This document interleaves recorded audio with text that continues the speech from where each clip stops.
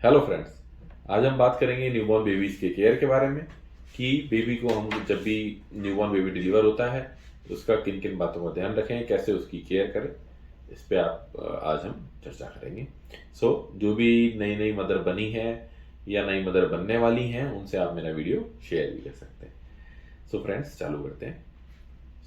जब भी कोई बेबी डिलीवर होता है, जब भी मदर साइड शिफ्ट करा दिया जाता है तो उसके बाद सबसे पहली चीज़ जो हमें ध्यान रखनी है फीडिंग का। फीडिंग के लिए हमें क्या देखना है कि बच्चे को हमें 2-2 घंटे से ब्रेस्ट फीड कराना है। कोशिश हमारी यही रखनी चाहिए हमें कि हम सिर्फ और सिर्फ मदर फीड ही दें और बच्चे को एक्सक्लूसिव ब्रेस्ट फीड ही कराएं। 2-2 घंटे से हम उसको लगातार फीड कराते रहें। मदर को फीड कराते टाइम प्रॉपर अटैचमेंट का ध्यान रखना चाहिए, बच्चे का हेड थोड़ा सा एलिवेटेड होना चाहिए और 2-2 घंटे से उसको फीड कराना है। फीड कराने के बाद बच्चे को 15 से 20 मिनट एक बार एक साइड से फीड कराना है। मतलब कि 15 to 20 मिनट्स का एक स्पेल बच्चा फीड लेगा, जो कि एक तरफ के ब्रेस्ट से बच्चे को फीड कराना है। फीड कराने के बाद मदर को उसको 5 to 10 मिनट्स, मदर या जो भी पर्सन साथ में अवेलेबल है जो भी बर्फ कराना चाहे, 5 to 10 मिनट्स तक बेबी को बर्फ कराना चाहिए। बेबी कई बार डकार लेते हैं, कई बार डकार नहीं लेते हैं। दोनों केस में बर्पिंग कराना जरूरी है, बट 5 to 10 मिनट्स बर्फ हमें कराना चाहिए। इसके अलावा हमें कोशिश करनी चाहिए कि बच्चा सिर्फ और सिर्फ मदर फीड पर ही रहे। बच्चे को हम गाय, भैंस, बकरी किसी भी प्रकार का एनिमल मिल्क ना दें, क्योंकि वो जो मिल्क हैं उनमें बच्चों के ब्रेन डेवलपमेंट के, बच्चे की ग्रोथ के सारे फैक्टर्स नहीं होते हैं। जो हमारे बेबीज की ग्रोथ के फैक्टर्स हैं वो सिर्फ मदर मिल्क में ही अवेलेबल होते हैं। इन केस हमें इमरजेंसी में ज़रूरत पड़ती है या कुछ ऐसी मेडिकल सिचुएशन है ये कि मदर का मिल्क नहीं आ रहा है या मदर नहीं पिला पा रही है, हमें फिर फॉर्मूला फीड यूज़ कर सकते हैं। बट फॉर्मूला फीड देते टाइम भी हमें कुछ विशेष बातों का ध्यान रखना है कि फॉर्मूला फीड को कैसे बनाना है, वो बहुत एक इम्पोर्टेंट फैक्टर होता है। वरना कई बार बच्चे को बॉटल से या फॉर्मूला फीड बनाते समय बच्चे को इन्फेक्शंस के चांस होते हैं। फॉर्मूला फीड कैसे बनाना है? फॉर्मूला फीड बनाने से में सबसे पहले ये ध्यान रखना है कि जो भी फॉर्मूला फीड बना रहा है वो अपने हाथ अच्छे से धो ले। हाथ धोने के बाद फॉर्मूला फीड में जो भी आपका बॉक्स है उसके साथ में एक स्पून आता है, उस स्पून में आपको एक बार करके पाउडर ले लेना है। पाउडर के ऊपर का माउंटेन आपको अपने फिंगर से क्लियर करके 30 ml पानी के अंदर 1 चम्मच मिलाना है। अमाउंट जो भी बच्चा जितना फीड ले रहा है, 30 ले रहा है तो उसमें 1 चम्मच मिलाना है, 60 ml ले रहा है तो उसमें 2 स्पून्स आपको मिलाने हैं। जेंटली मिक्स करना है। बोतल के अंदर या जिसमें भी आप कटोरी स्पून से पिला रहे हैं तो कटोरी स्पून से मिक्स करें, या फिर अगर आप बॉटल फीडिंग पे जा रहे हैं बच्चे को तो आपको जेंटली इस टाइप से मोशन करके मिक्स करना है। ऐसे शेक नहीं करना है ताकि उसमें एयर बबल्स ना बने। जितने कम एयर बबल्स बनेंगे उतना एयरोफेजिया कम होगा, बच्चे के पेट में गैस या अफरा उतना कम आएगा। इसके बाद हमें ध्यान रखना है कि बच्चे को फीड टाइम टू टाइम 2-2 घंटे से कराते रहेंगे। नेक्स्ट चीज़ जो हमें फीडिंग के बाद में ध्यान रखनी है वो है वैक्सीनेशन।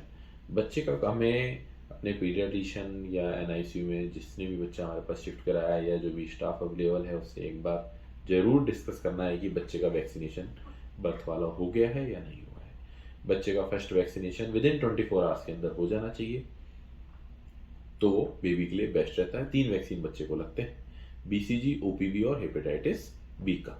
ये तीनों वैक्सीन बच्चे के बर्थ में होते हैं। ये तीनों उसको विदिन 24 आवर्स लग जाए, ये हमें इंश्योर करना होता है। नेक्स्ट जो हमें ध्यान रखना है बच्चे की कॉर्ड केयर के बारे में। कॉर्ड केयर कैसे करनी है? जब भी बच्चा माँ के अंदर होता है तो अम्बिलिकल कॉर्ड से सारा न्यूट्रिशन लेता है, लेकिन जब बच्चा बाहर आ जाता है तो कॉर्ड को कट करके अलग कर दिया जाता है और बच्चे के पास एक कॉर्ड पे क्लिप लगी होती है। उस क्लिप पे या कॉर्ड के आसपास हमें कुछ भी घी, तेल या हल्दी और घी मिला करके नहीं लगाना है, कोई टैल्कम पाउडर नहीं लगाना है। वो अपने आप ड्राई होगी और ड्राई होकर के सूख के गिर जाएगी। उसके बाद हमें बच्चे को नहलाना है। उससे पहले हमें कोशिश करनी है कि हमें बच्चे को नहीं नहलाना चाहिए। अगर ऐसा लग रहा है आपको तो आप स्पंजिंग कर सकते हैं। नेक्स्ट चीज़ का कॉर्ड केयर में हमें क्या ध्यान रखनी है कि बेबी को जो है जब आप डायपर पहना रहे हैं तो वो डायपर कॉर्ड के नीचे नीचे रहे, उसको ऊपर से फोल्ड कर दें।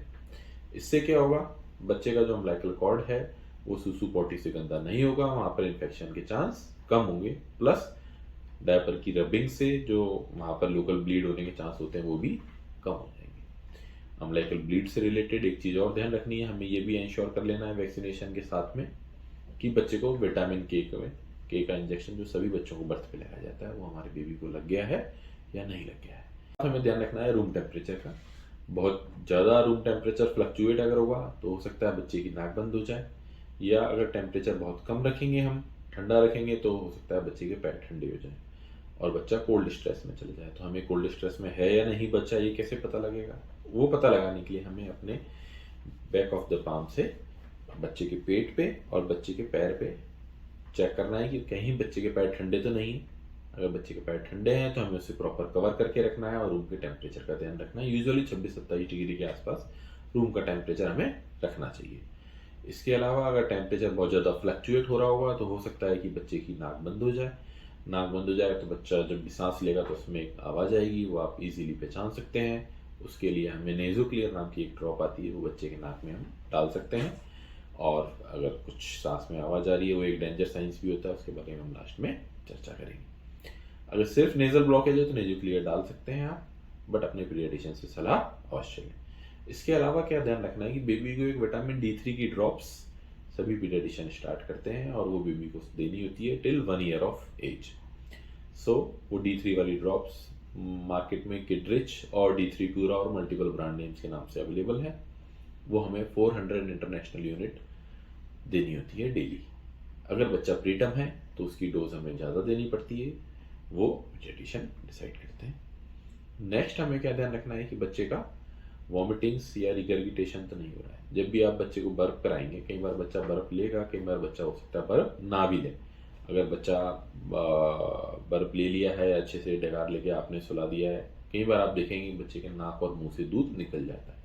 सो बच्चों में क्या होता है, लोअर ईसोफेजियल स्फिंक्टर थोड़ा लूज होता है, तो बच्चे का दूध पेट में से निकल के मुंह या नाक में से निकल सकता है।